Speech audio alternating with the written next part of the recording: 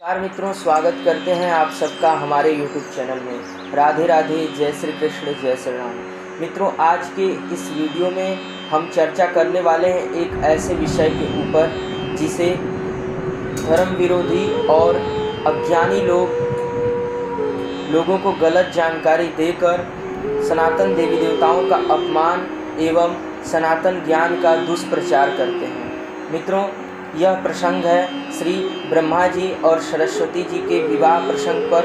और कुछ पापी जन जो कि शास्त्र विहीन हैं, उनका ऐसा कहना होता है कि ब्रह्मा जी ने अपनी ही पुत्री सरस्वती जी के साथ विवाह किया और ब्रह्मा जी ने अपनी ही पुत्री सरस्वती जी पर काम दृष्टि रखी, जो कि मित्रों कदापि गलत है एवं शास्त्र प्रमाण के अनुसार यह पूर्ण रूप से गलत है और यह मिथ्या प्रचार किया जाता है। क्योंकि आज के इस वीडियो में हम आपको एक ऐसे तथ्य को बताने वाले हैं, धर्म ग्रंथों के प्रमाण के साथ दिखाकर बताने वाले हैं कि यह बिल्कुल ही गलत है कि ब्रह्मा जी ने अपनी पुत्री के साथ विवाह किया और ब्रह्मा जी ने अपनी ही पुत्री पर गलत दृष्टि रखी। और मित्रों, उसी धर्म ग्रंथ, उसी श्रीमद् भागवत महापुराण के तृतीय स्कंध के 12वें अध्याय से ही बताने वाले हैं, जिसे कुछ दुराचारी लोग दिखाकर आधे अधूरे लाइन एवं आधी अधूरी जानकारी को दिखा करके भगवान ब्रह्मा का अपमान करते हैं एवं सनातन धर्म के ज्ञान को गलत साबित करने पर तुले हुए हैं। हम दावे के साथ कह सकते हैं कि आज की इस वीडियो को देखने के बाद आप पूर्ण रूप से इस बात को समझ जाएंगे, भगवान ब्रह्मा के विषय में फैलाया गया यह झूठा मिथ्या प्रसंग है, जो कि बिल्कुल ही गलत है। और इसमें आपको आधा अधूरा जानकारी दे करके एवं आधी लाइन को पढ़ा करके लोग हमारे धर्म एवं हमारे सनातन देवी देवताओं का अपमान करते हैं, जो कि बिल्कुल ही गलत है। और आपको हर सनातनी के साथ इस वीडियो को शेयर करना चाहिए ताकि सबको जानकारी हो सके कि हमारे धर्म के विषय में कितना मिथ्या जानकारी प्रचार किया जा रहा है। और मित्रों, कहने की आवश्यकता नहीं, क्योंकि अनेक प्रकार के लोगों ने इस पे गलत जानकारी दे चुके हैं और साथ साथ अनेक प्रकार के लोगों ने यह भ्रामक जानकारी को फैला चुके हैं अपने किताबों एवं कई प्रकार के सोशल मीडिया प्लेटफॉर्म्स के द्वारा। कुछ लोग, ज़्यादातर लोग श्रीमद् भागवत महापुराण के तृतीय स्कंद के 12वें अध्याय की ये लाइन, जो कि लिखा हुआ है आपके स्क्रीन के सामने दिख रहा होगा, विदुर जी भगवान ब्रह्मा की कन्या सरस्वती बड़ी ही सुकुमारी और मनोहर थी। हमने सुना है एक बार उसे देखकर ब्रह्मा जी काम मोहित हो गए थे, यद्यपि स्वयं भगवान वासनाहीन थी। और मित्रों, सिर्फ इतना ही लाइन को दिखा करके कितने लोग सनातन धर्म का अपमान करते हैं और आगे इस अध्याय को आपको नहीं पढ़ाते हैं और ना ही इसके विषय में बताते हैं। ऐसा करना बिल्कुल ही पापजनक कृत्य है और अंत में नरक को ही भोगना पड़ेगा, क्योंकि यह शास्त्रोचित बातें नहीं हैं। आपको जब तक किसी भी विषय पर पूर्ण जानकारी न हो, आप उस पर जानकारी गलत नहीं प्रचार कर सकते। इसलिए मित्रों, आज के इस वीडियो में हम आपको सच्चाई को बताते हैं और धर्म ग्रंथों से प्रमाण देते हुए बताते हैं कि यह बिल्कुल ही गलत बात है कि ब्रह्मा जी ने ऐसा कार्य किया था, वो हम आपको बताते हैं। मित्रों, सबसे पहले हमारे पास है श्रीमद् भागवत महापुराण, जिसके तृतीय स्कंध के 12वें अध्याय में सृष्टि का विस्तार लिखा हुआ है। इसमें अगर हम कम समय में आपको पूरी जानकारी देना चाहें तो इतना दे सकते हैं कि यहाँ पर लिखा हुआ है, स्पष्ट रूप से आपको स्क्रीन पर शो हो रहा होगा। इसके पश्चात जब भगवान की शक्ति से संपन्न ब्रह्मा जी ने सृष्टि के लिए संकल्प किया, तब उनके 10 पुत्र और उत्पन्न हुए। उनसे लोक की बहुत वृद्धि हुई।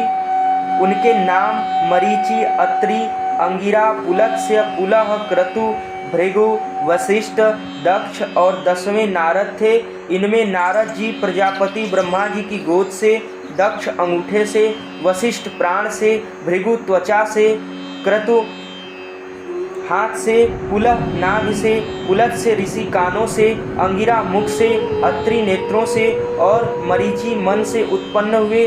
फिर उनके दाएं स्तन से धर्म उत्पन्न हुआ, जिसकी पत्नी मूर्ति से स्वयं नारायण अवतीर्ण हुए तथा उनकी पीठ से अधर्म का जन्म हुआ और उनसे संसार को भयभीत करने वाला मृत्यु उत्पन्न हुआ।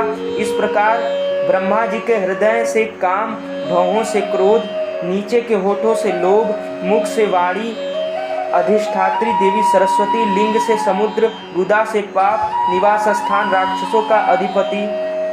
मित्रों, अर्थात कि इसमें बताया गया है स्पष्ट रूप से कि यह सृष्टि वर्णन का विषय है और यह अनादिकाल की बात है। जब भगवान नारायण के नाभि से ब्रह्मा जी उत्पन्न हुए और ब्रह्मा जी ने इन सब को अपने विभिन्न अंगों से उत्पन्न किया, ऐसा वर्णन है। मित्रों, आपको स्पष्ट कर दें कि भगवान किसी भी चीज को प्रकट करते हैं, उत्पन्न नहीं करते।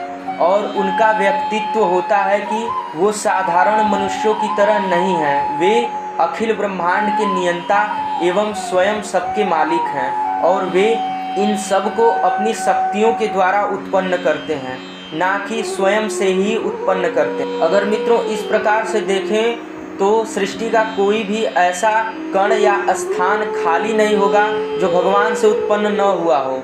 तो इसका मतलब कि सब कुछ उनका पुत्र ही हुआ, लेकिन ऐसा नहीं है। भगवान अपनी शक्ति के द्वारा सबको उत्पन्न करते हैं और किस कार्य के लिए उत्पन्न करते हैं यह वही जान सकते हैं, और जिस कार्य के लिए वह उत्पन्न करते हैं उस कार्य के लिए वह रहता है और फिर नष्ट हो जाता है। जैसा कि हमारे सनातन धर्म ग्रंथों में लिखा है कि भगवान ब्रह्मा उत्पन्न करते हैं, चीज़ों को प्रकट करते हैं, रचना का कार्य करते हैं, भगवान विष्णु उसका पालन करते हैं, अवतार लेते हैं, और जब जब धर्म की हानि होती है तो राक्षसों का वध करते हैं और साधु सज्जनों की रक्षा करते हैं।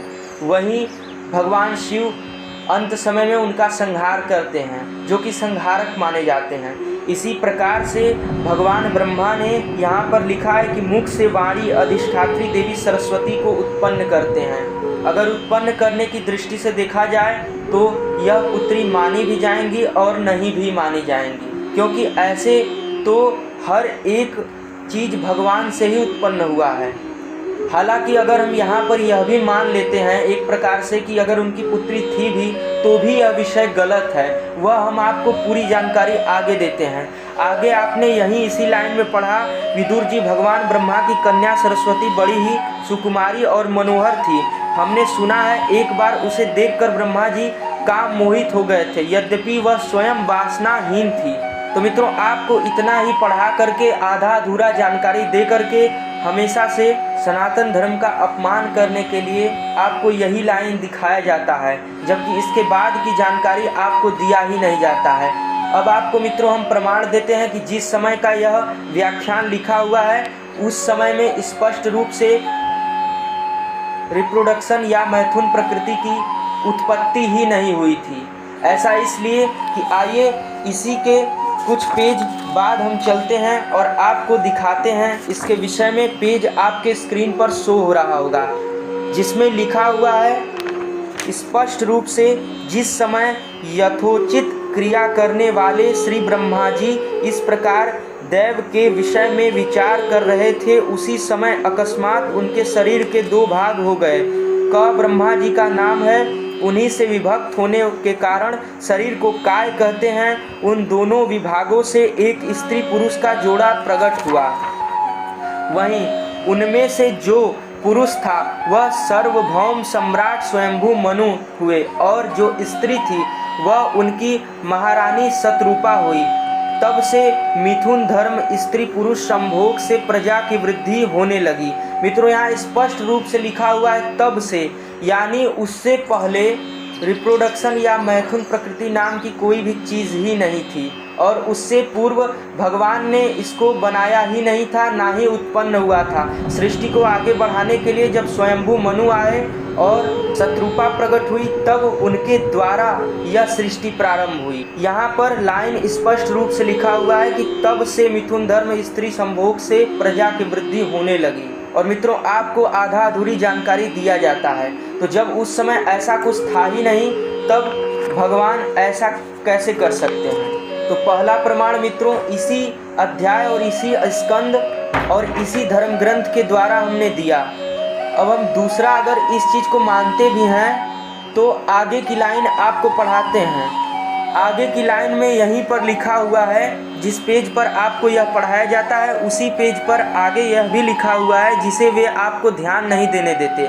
वह यह लिखा है, उन्हें ऐसा अधर्ममय संकल्प करते देख उनके पुत्र मरीचि आदि ऋषियों ने उन्हें विश्वासपूर्वक समझाया। पिताजी, आप समर्थ हैं, फिर भी अपने मन में उत्पन्न हुए काम के वेग को न रोककर गमन जैसा दुस्तर पाप करने का संकल्प कर रहे हैं। ऐसा तो आपसे पूर्ववर्ती किसी भी ब्रह्मा ने नहीं किया और न आगे ही कोई करेगा।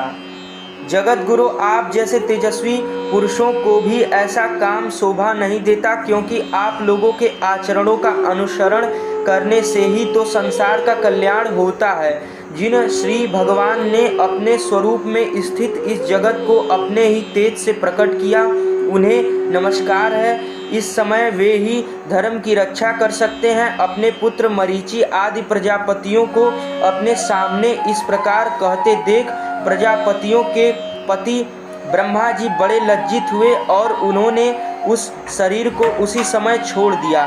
तब उस घोर शरीर को दिशाओं ने लिया, वही कुहरा हुआ जिसे अंधकार भी कहते हैं। मित्रों, यहाँ पर स्पष्ट है, पूर्ण रूप से लिखा हुआ है कि ऐसा करने पर उनके पुत्रों द्वारा रोका गया। जब उनके अंदर काम भाव आया तो रोकने पर उन्होंने लज्जा रहित होकर अपने शरीर को त्याग दिया, जिस शरीर के द्वारा उन्होंने काम भाव उत्पन्न किया। यहाँ पर एक शिक्षा यह मिलती है कि ऐसा जघन्य कृत्य सोचने वाले को भी अपना शरीर त्याग देना चाहिए, और यहाँ पर ब्रह्मा जी ने ऐसा ही यथोचित किया। तो आपको यही आधा अधूरी जानकारी और आधा लाइन की जानकारी दे करके यह साबित करने पर लोग तुले होते हैं कि सनातन धर्म की शिक्षा गलत है और हमारे देवी देवता गलत हैं। जबकि अब अगला प्रश्न यह उठता है कि क्या इन्हीं सरस्वती जी से विवाह हुआ था भगवान ब्रह्मा का? तो इसका उत्तर है नहीं, क्योंकि मित्रों यहाँ पर हमने स्पष्ट रूप से प्रमाण दिया कि उस शरीर को तुरंत ब्रह्मा जी ने त्याग दिया, वही कुहरा हुआ जिसे अंधकार भी कहते हैं। और जो सरस्वती को इन्होंने प्रकट किया था, उन सरस्वती का विवाह दूसरे ब्रह्मा के साथ हुआ है। अब इसका प्रमाण हम आपको देते हैं कि ब्रह्मा कई प्रकार के होते हैं और मल्टीपल यूनिवर्स के अलग अलग ब्रह्मा होते हैं जो अलग अलग सृष्टि उत्पन्न करते हैं। अब इस बात का भी प्रमाण इसी धर्म ग्रंथ से, इसी पृष्ठों से हम देंगे। आप इसी लाइन में यहाँ पर पढ़िए, प्रमाण के रूप में आप समर्थ हैं, फिर भी अपने मन में उत्पन्न हुए काम के वेग को न रोककर पुत्र गमन जैसा दुस्तर पाप करने का संकल्प कर रहे हैं। ऐसा तो आपसे पूर्ववर्ती किसी भी ब्रह्मा ने नहीं किया। स्पष्ट रूप से इनके पुत्रों द्वारा यह व्याख्यान दिया गया है कि पूर्ववर्ती ब्रह्मा, यानी इनसे पूर्व भी ब्रह्मा थे। अलग अलग ब्रह्मांड के अलग अलग ब्रह्मा होते हैं, जो कि अज्ञानी जन नहीं जानते हैं और गलत प्रश्न उठाते हैं। तो मित्रों, हमने इस बात का भी प्रमाण दे दिया कि यह इस ब्रह्मा जी ने अपने शरीर को त्याग दिया था, जो कि यहाँ पे कुहरा और अंधकार भी जिसे कहते हैं, इसका भी हमने प्रमाण आपको दिया। और दूसरा संदर्भ जो कि लिखा हुआ है कि इससे पूर्व भी कई ब्रह्मा थे, यानी ब्रह्मा अनंत होते हैं, अनंत ब्रह्मांड के। अब मित्रों, हम शास्त्रों के अनुसार आपको बताते हैं कि सरस्वती जी का विवाह किन ब्रह्मा के साथ हुआ था, जो कि ब्रह्म वैवर्त पुराण में भी स्पष्ट रूप से लिखा हुआ है।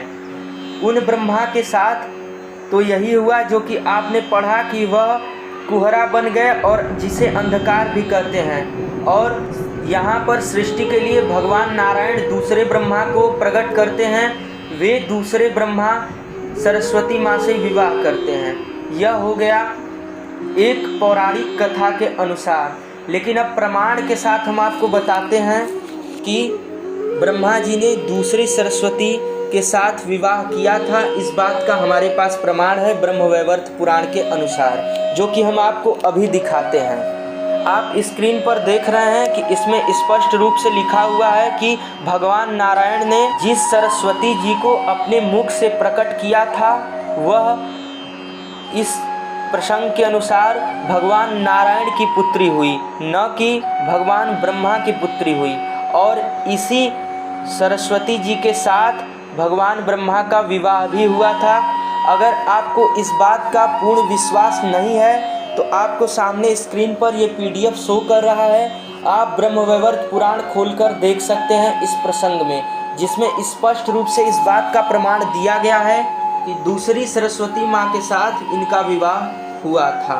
तो मित्रों, इस बात से प्रमाण सिद्ध होता है कि यह बिल्कुल ही गलत जानकारी दिया जाता है कि जिस माँ सरस्वती से भगवान ब्रह्मा का विवाह हुआ था वह उनकी पुत्री थी।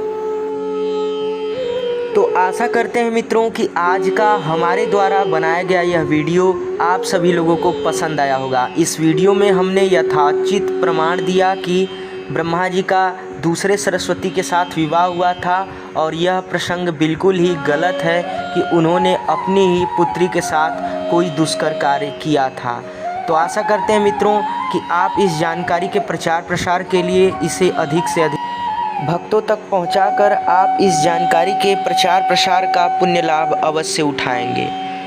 तो मिलते हैं मित्रों नई वीडियो के साथ, तब तक के लिए धन्यवाद। राधे राधे, जय श्री कृष्ण। आप अगर हमारे चैनल पर नए हैं तो चैनल को सब्सक्राइब कर लें, क्योंकि ऐसी ही दिव्य जानकारी हम निरंतर चैनल के माध्यम से लाते रहते हैं। वीडियो अच्छी लगी हो तो वीडियो को लाइक ज़रूर करें और कमेंट में अपना राय अवश्य बताएं।